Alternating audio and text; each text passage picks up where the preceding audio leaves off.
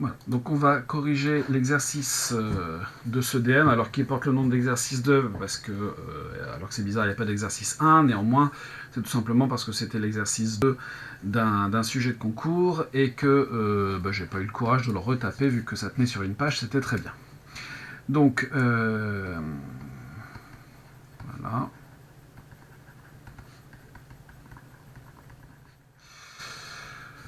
Donc il est question d'un endomorphe, de plusieurs endomorphismes, de matrices, de réduction des matrices. Quelque chose de très classique. Première question, très classique. Montrer que la matrice A, A est un endomorphisme de E. Pour montrer que un truc est un endomorphisme, il faut tout d'abord montrer que c'est une application linéaire, et ensuite bien vérifier que on part de l'ensemble E et que l'on arrive aussi dans l'ensemble E. Donc la première des choses que l'on va faire, ici E c'est R2 crochet X, je vais me donner un couple de polynômes de R2 crochet X, et lambda, un réel. Et on va s'intéresser à l'application linéaire A, puisque c'est elle qui fait l'objet de la première question, appliquée à lambda P plus Q. Qu'est-ce que l'on a? Eh bien, A, c'est l'application qui a un polynôme P, lui associe le polynôme P moins XP'. Donc j'aurai mon polynôme P, donc qui ici est lambda P plus Q, moins X, multiplié par la dérivée du polynôme, enfin la dérivée, le polynôme dérivé du polynôme que j'ai donné ici en argument. Donc ici, lambda P plus Q, pas de problème. Ici, donc le X va être multiplié par quoi? Le polynôme dérivé de lambda P plus Q, c'est lambda P' plus Q', c'est-à-dire qu'on aura lambda P plus Q, moins lambda X P', moins, non, il n'y a pas de lambda, moins donc XQ'. C'est-à-dire lambda facteur de P moins X P', ça nous arrange bien, plus Q moins XQ'. Ici, je repère l'image du polynôme P par cette application A, et ici, je repère l'image de Q par la même application linéaire A, c'est-à-dire que j'ai lambda A de P plus A de Q. Et on en conclut que A est linéaire.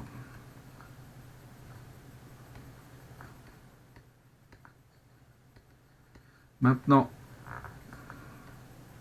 il faut montrer qu'on arrive dans E, donc je prends P appartenant à E qui est R2 crochet X, A de P, c'est P moins X P', et bien sûr, on va devoir travailler sur les degrés de ces polynômes. Quel degré on a? Eh bien, le degré de P est inférieur ou égal à 2, le degré de X, c'est 1, le degré de P', eh bien, comme P est de degré inférieur ou égal à 2, P' est de degré inférieur ou égal à 1. Donc, finalement, on aura A de P, qui est P moins XP', qui sera de degré. Donc celui-ci est de degré 2, celui-ci 1 plus 1 de degré 2 aussi, donc la différence des deux sera de degré inférieur ou égal à 2. J'ai dit de degré 2, mais ici c'est de degré au maximum 2, celui-là même chose, et donc est de degré au maximum 2, au plus 2. Donc on en déduit, c'est ça qui nous intéresse, que A de P appartient à E. Et finalement, cette application A est linéaire de E dans E, donc elle est dans L de E. Voilà. Écrire ça, ça revient à écrire que A est un endomorphisme de E. Voilà pour la première question. Question 2A. Montrer que la matrice A dans la base B de E est la matrice qu'on nous donne. Donc la base B, on nous le rappelle dans l'énoncé. J'aurais dû mettre un signe égal. C'est donc 1x x carré, donc je vais calculer A de 1, c'est-à-dire 1 moins x multiplié par le polynôme dérivé de 1, c'est-à-dire 1. A de x, c'est bien x moins x multiplié par le polynôme dérivé de x, c'est-à-dire 1. Et donc, j'ai x moins x, c'est le polynôme nul, le vecteur nul. A de x carré, j'ai donc x carré moins x multiplié par 2x, c'est-à-dire x carré moins 2x carré moins x carré. Et donc, on peut en déduire que la matrice A, c'est 1 ici multiplié par 1, 0 et 0, 0, 0, 0, 0, 0 et moins 1. Très simple. Question B. Déterminer le rang de la matrice A. Le rang d'une matrice, entre autres, est égal au rang de la famille de ses vecteurs colonnes. Donc le rang de A est égal au rang de la matrice composée de ses vecteurs colonnes.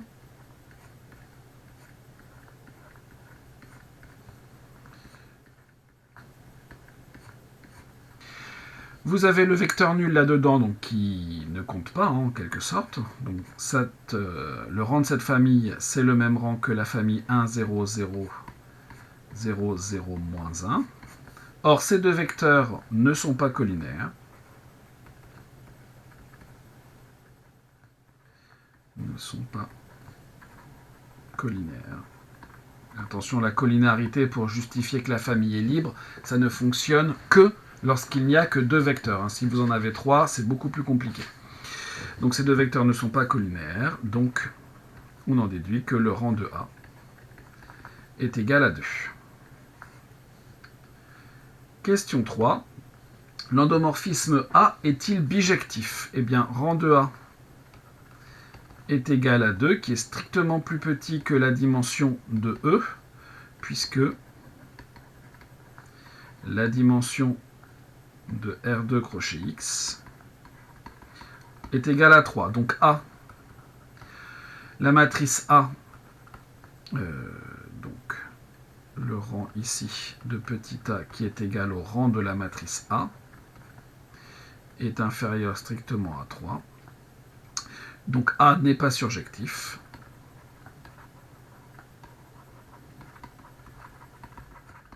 Donc A n'est pas bijectif.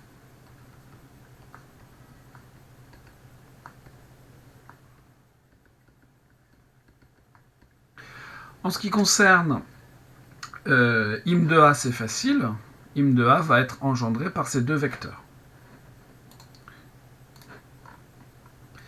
Donc im de A est engendré par les deux vecteurs que l'on a dit, c'est-à-dire 1, 0, 0 et 0, 0, moins 1. Pas de problème là-dessus. Ker de A, il va falloir le déterminer. Alors je ne devrais pas noter ça comme ça, je vais noter ça un petit peu plus proprement. Il y a plusieurs façons de s'en occuper. Soit P appartenant à ker de A, donc on peut utiliser l'endomorphisme ou on peut utiliser la matrice au choix. Bien sûr, on obtiendra la même chose après. Alors remarquez qu'ici j'ai mis petit a. Donc je devrais mettre les polynômes correspondants. Ici donc c'est 1. Et ici le polynôme correspondant c'est moins x carré.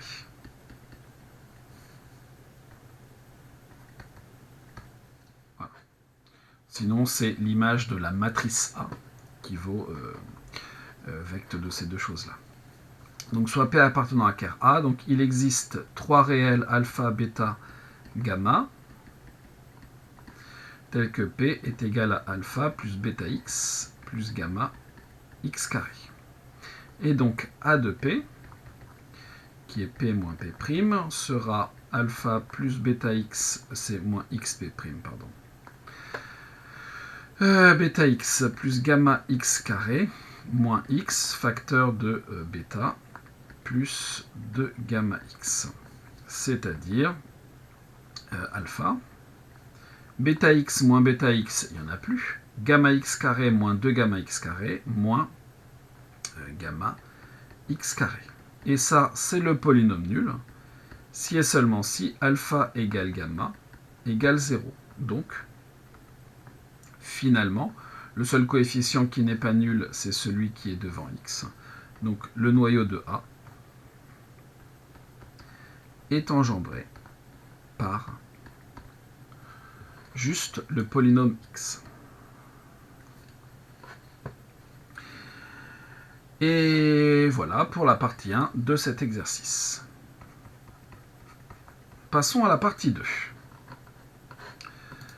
Qu'y a-t-il dans la partie 2?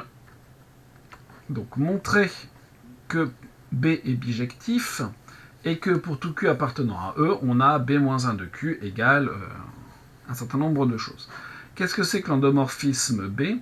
B, c'est P moins P'. Il y a plusieurs façons de s'en sortir. On peut chercher la matrice de l'endomorphisme B, ça pose pas de problème, mais on peut faire sans la matrice de l'endomorphisme B. Donc on nous dit que petit b et petit c sont bien des endomorphismes. Moi je me donne petit p, je raconte n'importe quoi, je me donne un polynôme p appartenant à E, et je vais calculer, même dans quart de b, b de p égale 0, ce qui revient à dire que p moins p' est égal au polynôme nul. Et ce polynôme nul, donc, il va falloir qu'on donne un petit peu plus de choses. Ici, je devrais dire, donc, comme on l'a dit au-dessus, il existe alpha, bêta, gamma appartenant à R3, tel que P égale alpha plus bêta x plus gamma x carré. Et donc, ça revient à dire ça, ce qui revient à dire que alpha plus bêta x plus gamma x carré moins bêta plus 2 gamma x est égal au polynôme nul, ce qui revient à dire que alpha moins bêta plus bêta moins 2 gamma facteur de x plus gamma x carré est égal au polynôme nul. Et donc par identification,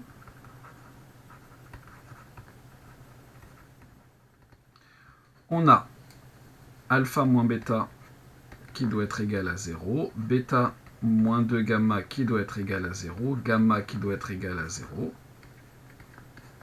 C'est-à-dire que gamma doit être égal à 0. Ici, si gamma égale 0, bêta égale 0. Si bêta égale 0, alpha égale 0. Et donc, le noyau de A est réduit au vecteur nul. Donc, c'est pas A, c'est B. Donc l'endomorphisme B est injectif, donc B est surjectif, donc B est bijectif.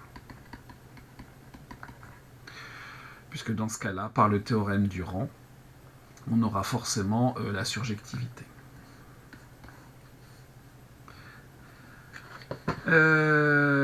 Ensuite, pour l'endomorphisme réciproque, je vous propose d'appeler D l'endomorphisme. Alors, je marquais plutôt l'application linéaire. On ne sait même pas si elle est linéaire. Donc, l'application de E dans E, qui a un polynôme Q, associe le polynôme Q plus Q' plus Q seconde. Donc ici, évidemment, le degré de Q est inférieur ou égal à 2, donc le degré de Q' est inférieur ou égal à 1, donc le degré de Q seconde est inférieur ou égal à 0, donc on a bien D de Q, le degré de D de Q inférieur ou égal à 2, pas de problème. Maintenant, montrer que D est linéaire, c'est relativement simple, hein, c'est la somme de 3 applications linéaires, donc D est linéaire. D appartient à L2. Et on va calculer B rondé de Q, en se donnant Q appartenant à E. Qu'est-ce que c'est? Eh bien c'est B de Q plus Q' plus Q seconde. Qu'est-ce que c'est que B de tout ça? Eh bien c'est Q plus Q' plus Q seconde moins Q plus Q prime plus Q seconde prime. C'est-à-dire le polynôme dérivé de cette chose-là. C'est-à-dire qu'on aura Q plus Q prime plus Q seconde moins Q prime moins Q seconde moins Q dérivé 3 fois. Or, comme le degré de Q est inférieur ou égal à 2, obligatoirement, on n'a que le degré de la dérivée troisième de Q est égal à moins l'infini, c'est le polynôme nul. D'où B rondé de Q vaut, donc on a Q' moins Q', Q seconde moins Q seconde, on aurait Q moins Q dérivé 3 fois, on aurait juste Q. Finalement, D est égal à B moins 1. Donc B moins 1 de Q, alors on va noter ça plus proprement, pour tout Q appartenant à E, B moins 1 de Q est égal à Q plus Q' plus Q seconde. Bien sûr, ça fonctionne aussi en cherchant la matrice B de l'endomorphisme petit b et en inversant la matrice. Question 5a. Montrez que l'endomorphisme B admet une valeur propre et une seule et déterminer celle-ci. On peut s'y prendre de plusieurs façons, mais l'une de ces façons est de déterminer par exemple la matrice B de petit b. Donc B de 1, c'est P moins P', c'est-à-dire 1. B de X, c'est X moins 1. B de X carré, c'est X carré moins 1 plus 2X, c'est-à-dire X carré moins 2X moins 1. Et donc on en déduit la matrice B, qui est égale à 1, 0, 0, moins 1, 1, 0. Et ici, nous avons donc moins 1, moins 2 et 1. B est triangulaire. Remarquez que ça nous aidait également pour parler de son inversibilité. Donc, ses valeurs propres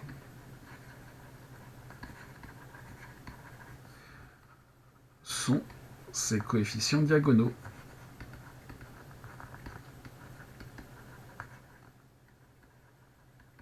Conclusion, B admet 1 comme unique valeur propre.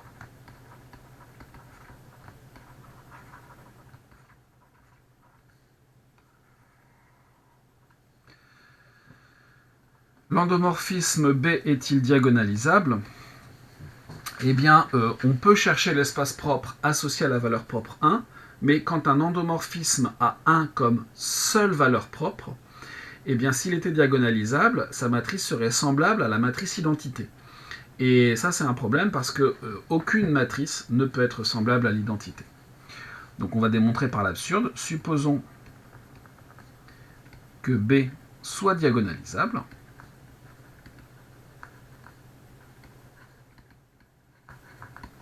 Alors, il existe dans ce cas-là une matrice P inversible. Donc ici, on serait dans GL3 de R, telle que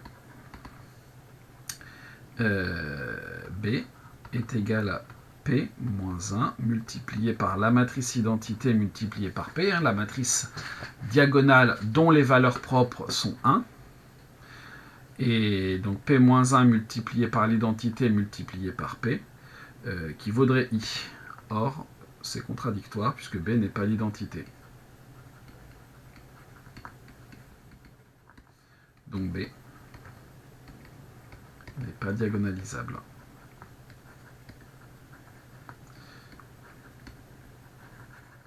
Et on nous parlait de l'endomorphisme B, d'où l'endomorphisme B n'est pas diagonalisable.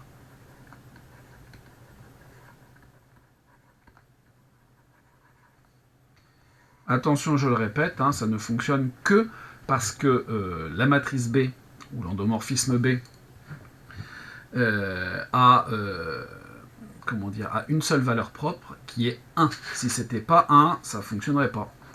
Ça me fait penser que ici j'ai dit que grand B admet 1 comme 1, et ici c'était petit b. Donc grand B admet aussi 1 comme unique valeur propre. Voilà. Question suivante. On arrive à la partie 3. On nous demande de chercher la matrice C. Bon, bah pas de problème. Petit c de 1. Alors, qu'est-ce que c'est que l'endomorphisme C? C, c'est xp moins x carré moins 1 p'. Donc, ici, on aura donc 2x multiplié par 1 moins x carré moins 1 multiplié par x', c'est-à-dire 2x moins x carré moins 1, c'est-à-dire moins x carré plus 2x plus 1.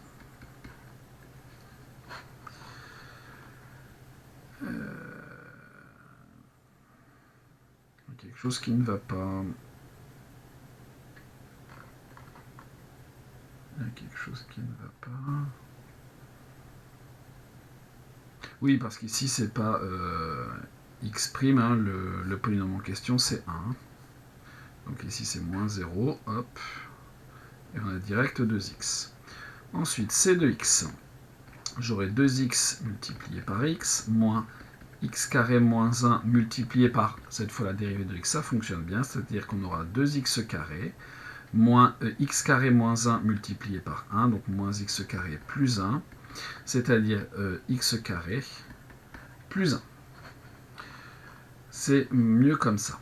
Et ensuite, il me faut c de x carré, pour lequel j'aurai donc 2x multiplié par x carré, moins x carré moins 1 multiplié par 2x, c'est-à-dire 2x cube moins 2x cube, moins et moins plus 2x, c'est-à-dire 2x. Ce qui nous permet de donner la matrice de C. Donc la première colonne, on a 0, 2, 0. La deuxième colonne, on a 1, 0 et 1. Et la troisième colonne, on a 0, 2 et 0. Et ça tombe bien, c'est ça que l'on voulait. Question 7. L'endomorphisme C est-il bijectif? Bon bah C, la matrice C a deux colonnes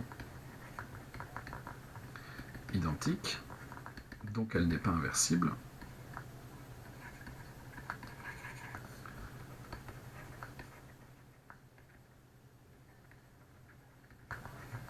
Donc petit c n'est pas bijectif.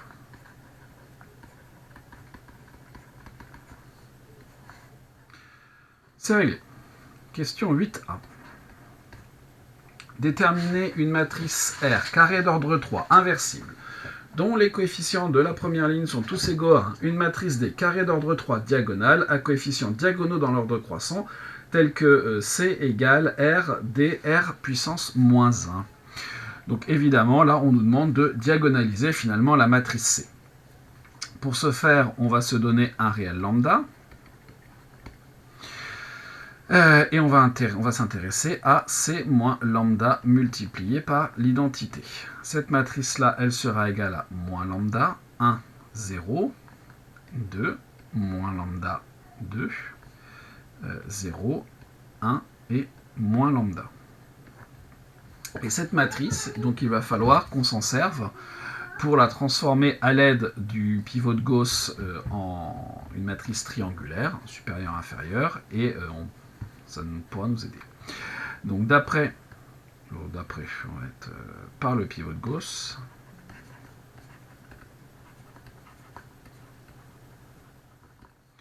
donc C moins lambda I3 est équivalent à...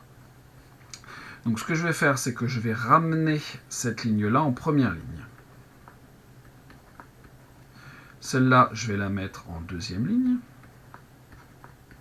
Et celle-là, forcément, je la garde en troisième ligne. Moins lambda. Donc je conserve ma première ligne telle qu'elle. Et ensuite, pour cette ligne-là, qu'est-ce que je vais faire? Eh bien, je vais, pour la ligne L2, je vais faire la ligne 2, alors 2 fois la ligne 2 plus exactement, plus lambda multiplié par la ligne 1. Donc ici, 2 fois L2, donc ça va me donner moins de lambda plus de lambda, 0, évidemment c'est fait exprès.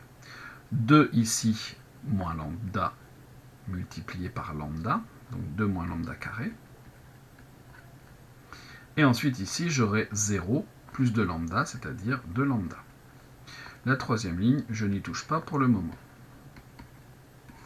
Enfin, je n'y touche pas, vous vous rendez bien compte que comme j'ai 1 ici, il sera très intéressant sans doute d'échanger les deux. Donc j'aurai 2, moins lambda, 2, 0, 1, moins lambda, 0, 2 moins lambda carré, et ici j'ai 2 lambda. Dernière étape, je ne touche plus aux deux premières lignes, 2 moins lambda et 2, 0, 1, moins lambda. Et ensuite, qu'est-ce que je vais devoir faire? Eh bien, pour la ligne 3, je vais prendre la ligne 3 et je vais lui retirer moins 2 moins lambda carré, facteur de L2. 0. 2 moins lambda carré moins 2 lambda, moins lambda carré, c'est fait exprès pour obtenir 0. Et ici, j'aurai donc la ligne 3, donc 2 lambda, moins 2 moins lambda carré, facteur de moins lambda. Donc ici, j'aurai plus lambda. Et ici, ça va bien se passer puisque je vais pouvoir mettre lambda en facteur. Et donc, voilà, C moins lambda I3 n'est pas inversible. Si et seulement si, 2 lambda plus 2 moins lambda carré multiplié par lambda égale 0. C'est-à-dire, si et seulement si, lambda facteur de 2 moins lambda carré plus 2 égale 0, c'est-à-dire lambda facteur de 4 moins lambda carré égale 0, c'est-à-dire lambda égale 0 ou lambda carré égale 4, c'est-à-dire lambda égale 0 ou lambda égale 2 ou lambda égale moins 2. Donc finalement, le spectre de la matrice C est composé des trois valeurs 0, 2, moins 2. Donc on a déjà la matrice D. Ensuite, il nous faut trouver les espaces propres de chacune de ces valeurs propres pour donner la matrice qui s'appelle ici R. Donc on va déterminer E0 de C. Et donc pour ça, je me donne X qui est X, Y, Z dans cet espace. Eh bien on a Cx égale 0, ce qui revient à dire que Y égale 0, 2x plus 2z égale 0, et la dernière, c'est donc y égale 0. Donc ce qui revient à dire que y égale 0, évidemment, et ici x égale moins z. Donc on en déduit que E0 de C est engendré par le vecteur moins 1, 0 et 1. Évidemment, on pourrait très bien écrire 1, 0 et moins 1, donc je vais plutôt ici dire que moins x égale z, puisqu'on me demande dans la consigne que les trois coefficients de la première ligne soient tous les trois égaux à 1. Bon, voilà pour le premier. Ensuite, on va s'intéresser par exemple à E2 de C, et on se donne x égale x, y, z, appartenant à E2 de C. Eh bien, on a dans ce cas-là Cx qui vaut 2x, C'est-à-dire que, alors, on aura y égale 2x, on aura 2x plus 2z est égal à 2y, et pour finir, on aura que y est égal à 2z. Donc y égale 2x. Ensuite, si vous avez y égale 2z, vous avez forcément x qui est égal à z. Et donc si je remets tout ce petit monde-là là-dedans, ça me donne que j'ai donc 4x par exemple, égale 2y, mais ça me redonne la même chose qu'ici. Et donc finalement, on a y égale 2x et z qui vaut x. Et donc on en déduit que E2 de C est engendré par donc 1 pour x, 2x égale y, 2 pour y et 1 pour z. 1 de 1. Et maintenant, il nous faut donc E-2 de C. Ce trait qui sert à rien. Donc pareil, je me donne x égale x, y, z dans E-2 de C. Et donc, on aura Cx qui vaut moins 2x, c'est-à-dire, je peux recopier mon système, hein, on aura donc y qui est égal à moins 2x, on aura 2x plus 2z qui vaudra moins 2y, et y qui sera égal à moins 2z. Donc, par exemple, y sera égal à moins 2x, donc comme moins 2x doit être égal à moins 2z, on a forcément aussi que x doit être égal à z. Et si on ramène tout ça là-dedans, ça nous fait donc 2x plus 2x, donc 4x, égale moins 2y, ce qui revient à ça. Donc on a cette fois toujours x égale z, mais y égale moins 2x. Donc E-2 de C sera engendré par le vecteur 1 pour x, moins 2 pour y et 1 pour z. Finalement,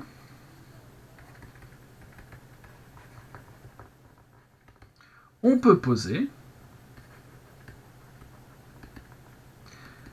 R qui sera la matrice donc composée de tout ce petit monde-là. Donc on doit mettre les choses par ordre croissant, donc on aura 1, moins 2, 1.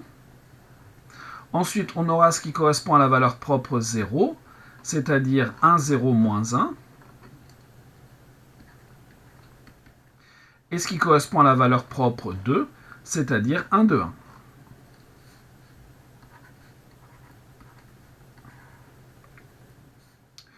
Et notre matrice diagonale,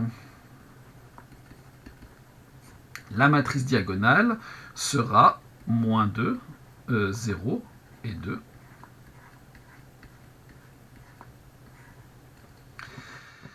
Et on devrait être bon. Et donc on a tout ce qu'il faut maintenant. Donc finalement, posons ça. Alors, je ne sais plus comment la question était posée exactement. Déterminer deux matrices. Hein, on a alors C égale R d R puissance moins 1. C'est ça qu'il nous fallait.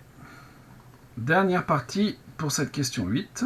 On peut y avoir une partie 4 un petit peu plus simple. En déduire que l'endomorphisme D est diagonalisable et déterminer une base de E constituée de vecteurs propres de C. Donc la matrice C est diagonalisable.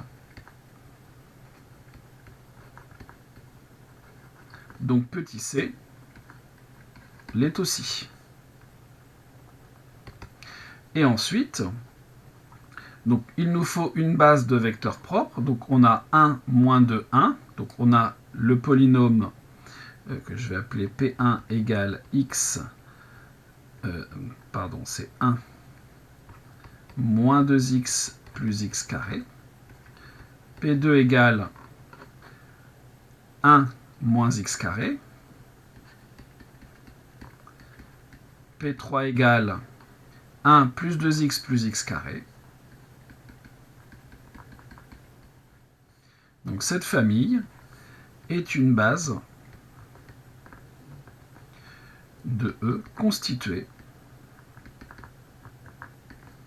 de vecteurs propres de l'endomorphisme C.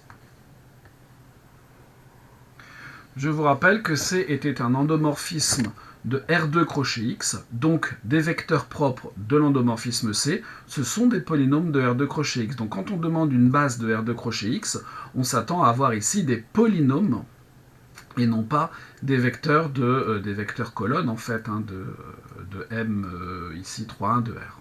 Donc il faut bien faire attention à ça. Dans la question B, on nous parle de l'endomorphisme petit c et non pas de la matrice associée à cet endomorphisme petit c, hein, et la matrice, certes, elle est associée à l'endomorphisme, mais ça n'est pas l'endomorphisme, c'est un autre objet mathématique. D'ailleurs, cette distinction entre l'endomorphisme et la matrice, on va la retrouver dans la partie 4. La partie 4, on nous demande de montrer que pour tout P appartenant à E, f de P égale P'.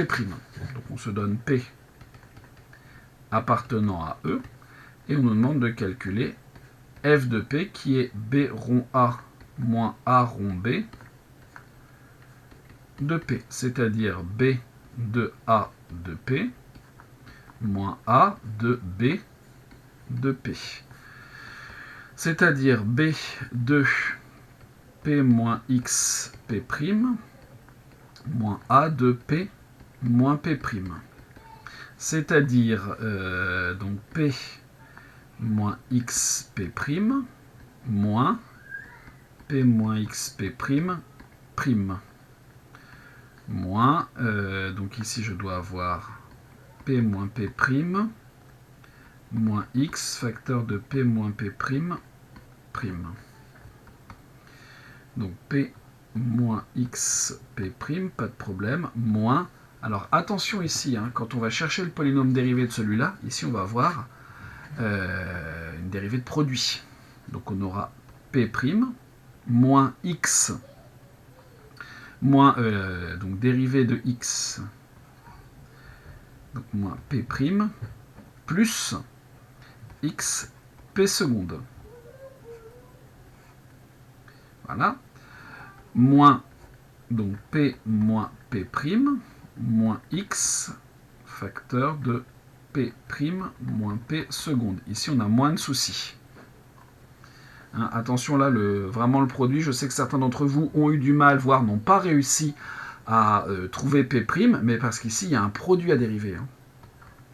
Donc on a P moins X P', moins P', moins et moins plus P',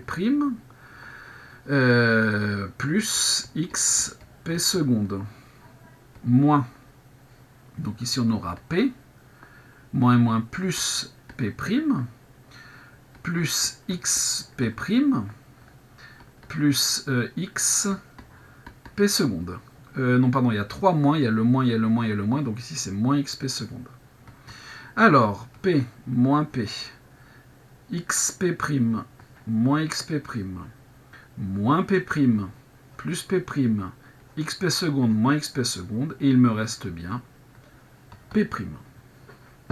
Voilà la première partie de cette question 4. Donc, on va conclure proprement. Pour tout P appartenant à E, f de P égale P'. Question 10. En déduire que BA moins AB au cube est égal à la matrice nulle, eh bien, d'après ce que l'on vient de dire, si je me donne P appartenant à E, on a f de P égale P'. Donc, qu'est-ce que l'on a? Eh bien, vous avez f rond f de P est égal à f rond f de P', c'est-à-dire f de P seconde, c'est-à-dire P dérivé 3 fois. Or, P est dans E, qui est, je vous le rappelle, R2 crochet X. Donc, P dérivé 3 fois, c'est le polynôme nul. Ce qui veut dire que l'endomorphisme f au cube, qui est f, rond f, rond f, est l'endomorphisme nul.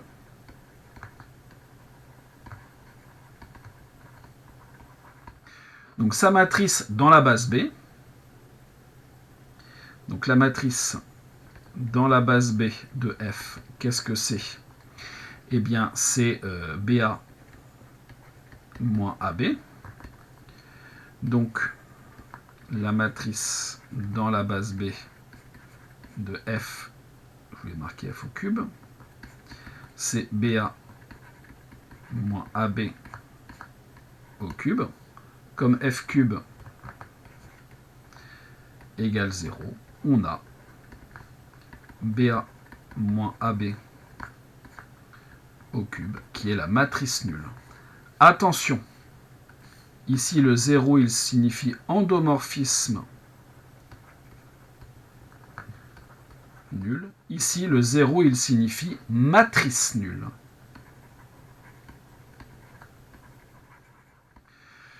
Ici, il s'agit d'égalité entre matrices. Ici, il s'agit d'égalité entre endomorphismes. Ce ne sont pas du tout les mêmes objets. J'ai vu dans plusieurs copies, f cube égale BA moins AB au cube. Non. F cube, c'est une chose, c'est un endomorphisme. BA moins AB au cube, c'est autre chose. Pardon. C'est, décidément, c'est une matrice. Donc évidemment, il y a des liens entre les deux. La matrice et la matrice de l'endomorphisme dans une base bien choisie, mais on ne peut pas mettre d'égalité entre les deux. Donc c'est vraiment les points, je pense, qui sont embêtants. En règle générale, vous avez réussi quand même à faire le travail assez correctement, mais il y a toujours ces petits points, une certaine confusion finalement entre les endomorphismes et les matrices associées. Oui, il y a un lien entre les deux, mais non, on ne peut pas dire que l'endomorphisme est égal à la matrice. Voilà.